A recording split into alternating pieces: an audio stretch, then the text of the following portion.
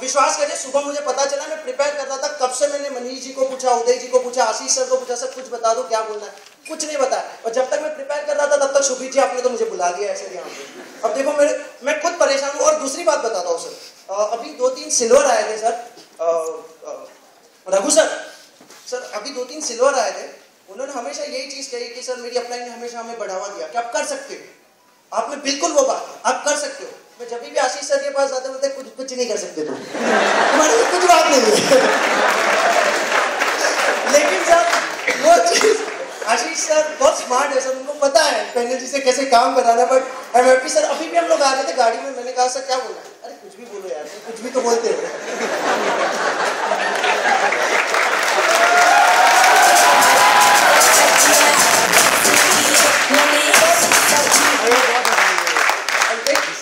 सबसे पहले मैं कुछ बातें यहाँ पे बताना चाहता हूँ, लेकिन उसके लिए मैं आप लोगों को पूछना चाहूंगा कि क्या आप मुझे पूछिए, सफलता मिलेगी ये बात सुनने के बाद?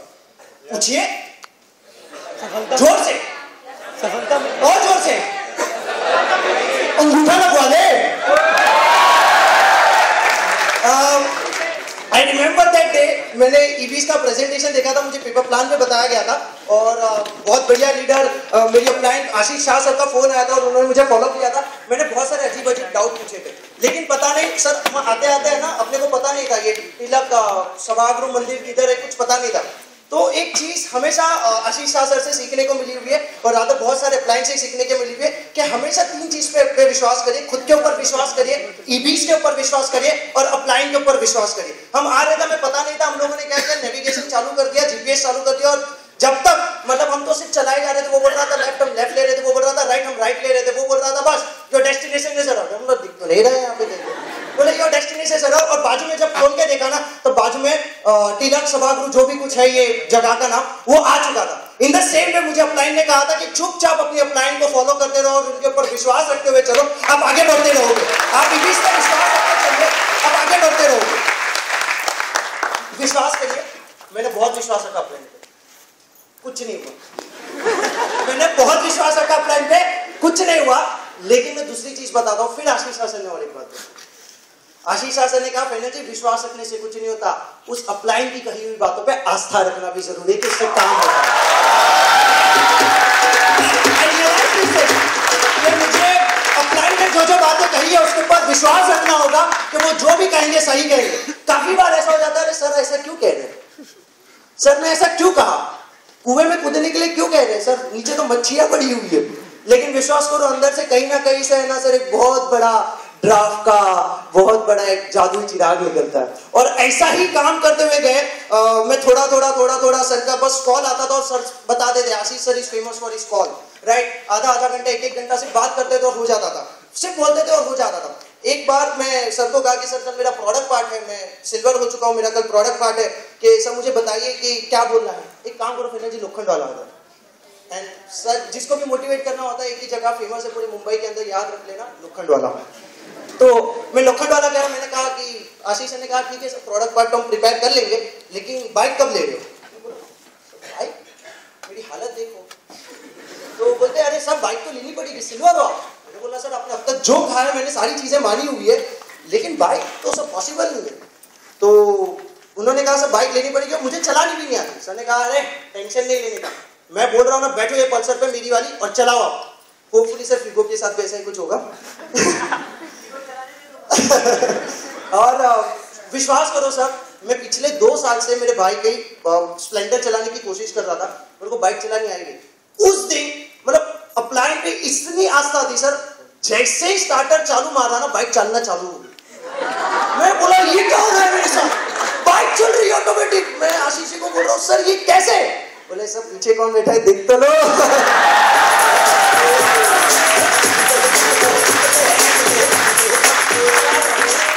सर को हमेशा 2 काम एक साथ करने की आदत है, बाइक भी चला रहे थे, लोखंड वाला भी घुमा रहे थे, मोटिवेट भी कर रहे थे, पीछे पीछे बैठे बैठे प्रोडक्ट पार्ट भी सिखा रहे थे, और सब कुछ एक साथ होते गया। इस तरीके से सारी सक्सेस आई। मैं ईबीस के ऊपर फेथ की बात करता हूँ कि 2 चीजें बहुत ज्यादा इंपॉर्टेंट है सर, कुछ कन्फेस भी करना चाहूंगा जो मिस्टेक्स हो गई थी सर। गोवा ट्रिप में आपने कहा बहुत सारी चीजें फाइनल सर से सीखी हुई है, राइट, बट सर मैं last to last Goa trip नहीं आया था, 2012 की गोवा ट्रिप नहीं आया था। और हमेशा जय ईबीस ये बहुत बड़ा मंत्र है कि कोई भी कठिनाइयां आ जाए तो सिर्फ एक जय ईबीएस के ऊपर भरोसा रखो ना, जिंदगी में बाकी सारी सक्सेस, बाकी सारे प्रॉब्लम उड़ांच हो जाएंगे। आपने बस हर टाइम प्रॉब्लम को सॉल्व करने की जरूरत नहीं है, सिर्फ प्रॉब्लम को बाईपास कर दो, निकल जाओगे, प्रॉब्लम को सॉल्व करने मत जाओ। तो मैं हमेशा ये करता था कि एमबीए मेरा चालू हुआ था और मुझे एग्जाम्स आ रही थी, तो सर ने 2012 में गोवा ट्रिप अनाउंस हुआ था और मैंने कहा कि सर सॉरी मैं नहीं आ पाऊंगा क्योंकि मेरी एग्जाम्स आ गई।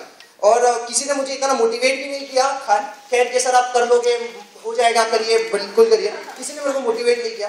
तो 2012 के अंदर मैं गोवा ट्रिप ले गया था। आंसर हुआ क्या? केटी लग गई, केटी लग गई, सीरियसली एमबीए में फर्स्ट सेमेस्टर में केटी लग गई। 2013 के अंदर मैंने डिसाइड किया कि भाई जो होना है वो, जैसे गोवा ट्रिप अनाउंस हुआ सबसे पहले जाके पैसे निकाल के दे दिए, मैं केटी नहीं मांगता। और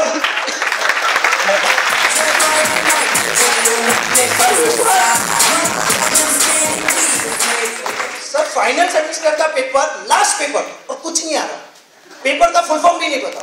इंग्लिश का आशीर्वाद देखो, मैं पेपर देने नहीं जा रहा था, आशीष ने बहुत डांटा, पेपर देने क्यों नहीं जा रहे हो? बोले मैथ्स में सर, वो पुणे वाले इंजीनियरिंग वाले समझ सकते हो, मैथ्स में 84 आए थे। तो आशीष ने बोला पेपर देने क्यों नहीं जा रहे हो? मैंने बोला अरे सर अभी इंजीनियरिंग खत्म हो गई, पीजी करना है, 6 महीना खींच लेंगे, क्या फर्क पड़ता है, मैं चुपचाप जाओ पेपर देने, बड़ी बड़ी बातें मत करो मेरे साथ। और Ashish as a typical way of talking to us, right. तो मैं पेपर देने गया, सर कुछ भी नहीं आ रहा था। पेपर के 15 मिनट पहले मैं धनश्री मैम की मम्मी से बात कर रहा था और कुछ भी नहीं आ रहा पेपर में। सर जय ईबीएस बोल के बैठा पेपर में, पेपर का क्वेश्चन नहीं समझ रहा है, आंसर क्या लिखूं समझ नहीं रहा है, लेकिन मेरे को 84 मार्क्स आए थे। सर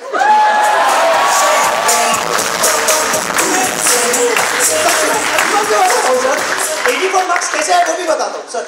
आगे पीछे वाले भी थोड़े बहुत लोगों की मेहरबानी थी, पीछे में वो साइन कर रहा है पेपर पे वो एग्जामिनर, और मैं उसी में से लिख रहा हूँ, उसको कोई फर्क ही नहीं गिरा, बोले तेरे को जो करना है कर, लास्ट पेपर है। और ये जय ईबीएस, सिर्फ जय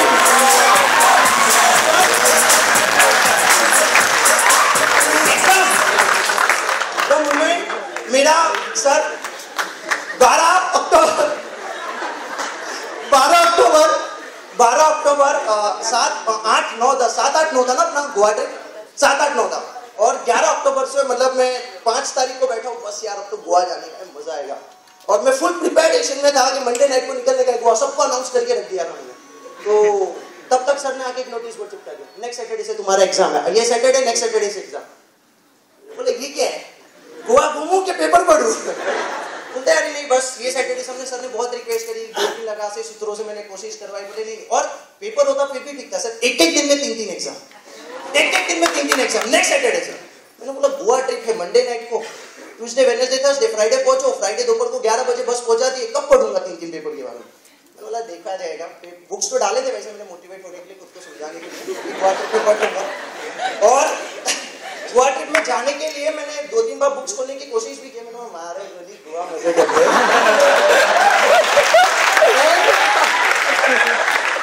बहुत मजे किए, बहुत मजे किए। फ्राइडे को जब 11 बजे बस 2-3 घंटे से लेट हुए जा रही है, टेंशन बढ़ रहा है, कल 3 पेपर है। मैंने बोला बस और कुछ नहीं, बस पढ़ाई करनी है। विश्वास करो सैटरडे को तीनों एग्जाम दी और उसके बाद मैंने पूरे 1 हफ्ते के अंदर 13 पेपर दिए और 72% आए। उस दिन के बाद से मैंने डिसाइड कर लिया कि भैया कुछ भी हो जाए ना, ईबीएस का कोई इवेंट मिस नहीं करने का पेपर के कारण।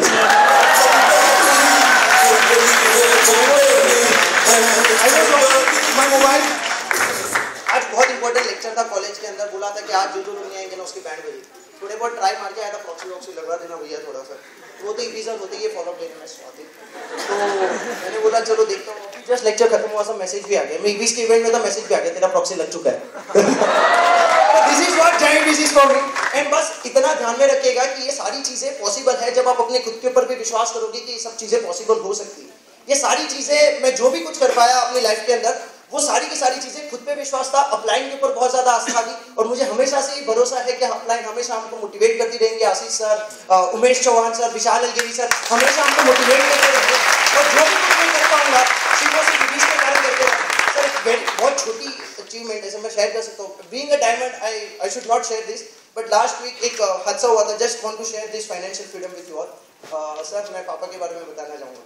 पापा का कॉल आया, बोले कि एक काम करना, आत्या के घर पे आ जाना, मराठी में आत्या, गुजराती में फोई के घर पे आ जाना, मीटिंग जस्ट खत्म हुई थी और मैं घर पे चला गया। सर 2 मिनट्स मैं गया, पापा को फोन किया, पापा किधर हो आप लोग? तो बोले कि अरे बस आ ही रहे लोग तुम्हें। तो तब तक पापा बोले कि जा वो तेरी बहन है वो वहाँ पे शॉपिंग वॉपिंग करती है, उसको कुछ देखना रहेगा तो देख ले। बोला ठीक है चलो पापा कोई बात नहीं। तो मैं गया, देखा, सब कुछ किया, बट मैंने बोला एक काम करते पहले पापा के लिए कुछ शॉपिंग कर लेते। मेरी बहन को मैंने कहा कि पहले पापा के लिए कुछ शॉपिंग कर लेते, बाद में हम हमारा देख लेंगे। तो वहाँ पे कुछ शर्ट्स देखे हम लोगों ने, सब मजा नहीं आया, रिलायंस पहन के। उन्होंने पापा अभी मतलब लगना चाहिए ना डायमंड एसोसिएट, असली डायमंड तो पापा ही, हम तो बस खाली स्टेज के ऊपर आते हैं। तो मैंने बोला पापा ने भी कुछ अच्छे ब्रांड्स पहनने चाहिए। तो हम लोग बाजू में लुई फिलिप था, पीटर इंग्लैंड था, हम लोग गए वहाँ पे और शर्ट परचेज करना चालू किया। पहले 3 शर्ट परचेज किए, 3 पैंट परचेज किए। फिर मैंने पापा को कॉल किया, पापा एक काम करो आप इधर आके माप दे दो, अच्छा हो जाएगा। कहाँ है? मैंने बोला लुई फिलिप के शोरूम में आ जाओ, पीटर इंग्लैंड के शोरूम में बाजू में आ जाइए। बोले वहाँ पे क्यों लेके जा रहे हैं मेरे को, बहुत महंगा शर्ट मिलता है। बोला पापा बस ना भूल गए ना, आप डायमंड ट्री फाइनेंशियल फ्री आ जाओ। तो पापा आए एंड टिपिकल वे, पापा एकदम नए शर्ट पैंट एकदम अच्छा लग रहा, बाल है ना थोड़े सफेद हो गए। तो बोला पापा ट्राई करके बाद में अपन बात कर सकते। फिर बाहर आके मेरे को शांति से बोलते फाइनल एक्चुअली है ना मेरे पास 2 शर्ट अच्छे पड़े हुए पीटर इंग्लैंड, ये तूने नए ले लिए, और एक है ना मेरे को हफ्ते भर के लिए एक ही चाहिए। मैंने पापा बोला पापा दिला दे दो, 2 दिवाली तक मांगना मत कुछ। 4 शर्ट 3 पैंट मैंने गिफ्ट किया। उस दिन पापा ने इतना खुशी मिल रहा था ना सब मेरे को। घर पे गया पापा एकदम बस में मेहंदी वेंदी लग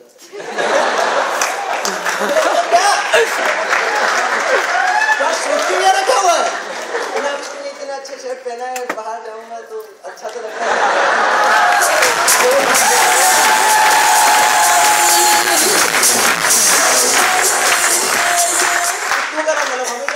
शॉपिंग करते हैं, बहन के लिए शॉपिंग करते हैं। फर्स्ट टाइम मैंने पापा के लिए कुछ शॉप किए थे, कुछ 9,000 रुपए के ऑन द स्पॉट, मतलब it was not decided. And sir वो डबल ब्याज ने बहुत बढ़िया मैसेज दिया, ट्यूसडे को अकाउंट क्विट आता है, संडे तक बच गया था पैसा थोड़ा बहुत, ठीक है। तो 9,000 रुपए की मैंने पापा को शर्ट जब गिफ्ट किया तो नेक्स्ट डे मॉर्निंग में चकाचौंध होके तैयार होके जा रहे हैं। मतलब पापा ध्यान में रखना 2 बेटे की शादी बाकी है, तो कीमत करा के आ जाना।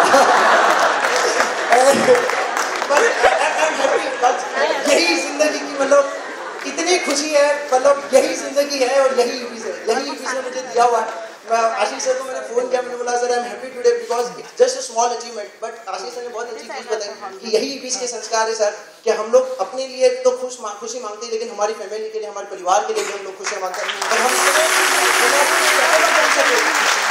हम इतने कैपेबल बन सके कि हम हमारे परिवार वालों को भी खुश कर सके। And thank you so much sir, जो भी कुछ हुआ है, धनश्री मैम, उदय पाटिल जी, मनीष पाटिल जी, जो भी कुछ हुआ इन लोगों के कारण कर पाया हूँ। And sir you all are invited in 12th of March Mumbai convocation as well, जो I am not the double ब्याजी will invite, but sorry sir मैंने पहले ही कर दिया, ठीक है। Thank you so much, thank you so much.